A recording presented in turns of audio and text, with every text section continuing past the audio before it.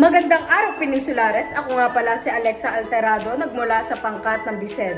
Ngayong araw, aalamin natin kung ano nga ba ang filosofiya ng bawat mag-aaral sa Dinalupihang Campus.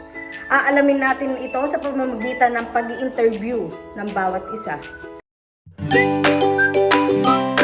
Hello, my name is Gabriel Ibanez. Class number. I'm Gabriel Anselano from the Science Study. I am Annalisa Military from the set. I am James Paulusevio Kilao, mula sa Corazon ng Puso, Bachelor of Secondary Education in Philippines, second year. Ako nga pala si Ergas Pagilagado na BSED Social Studies. Ako po si Carl Sebastian, BSN Hat 2. I'm John Matthew Tigo and I'm from BSED Math. My name is Jaron Pagilado po from BSED Science Study. Ano po yung motto niyo sa life and paano niyo po siya nakapal sa araw-araw? My motto in life is try and try until I succeed. Dahil naniniwala ko na hindi natin tao sa perfection at na-update yung sarili ko. Yung isang pagkakamali ko will take to us advantage at positive emotion. Para in the future, matulak sa tama at may tama. Ano po yung motto niyo sa buhay and paano niyo po siya nakapal sa pang-araw-araw? Ang motto ko sa buhay is never stop exploring. Na-apply ko po ito sa aking buhay.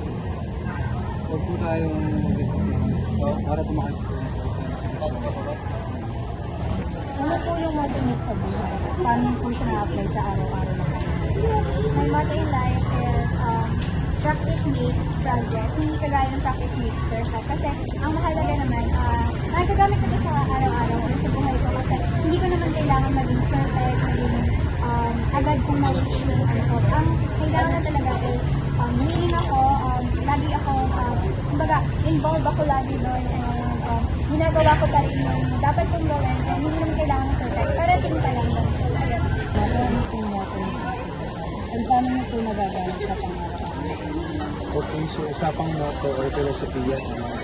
So pag pinag-usapan yung filosofiya sa buhay or motto, isa lang yung pinapasok sa akin. Yung, which is my motto is based on the Bible, Ecclesiastes 3:3. Sabi ko, there's a time for everything and a season for every activity under the heaven. So, ako hindi mo matatanda nga yung 27 years old. Pero bakit si Kuya Paul, 27 years old na siya, pero nasa second year pa lang siya.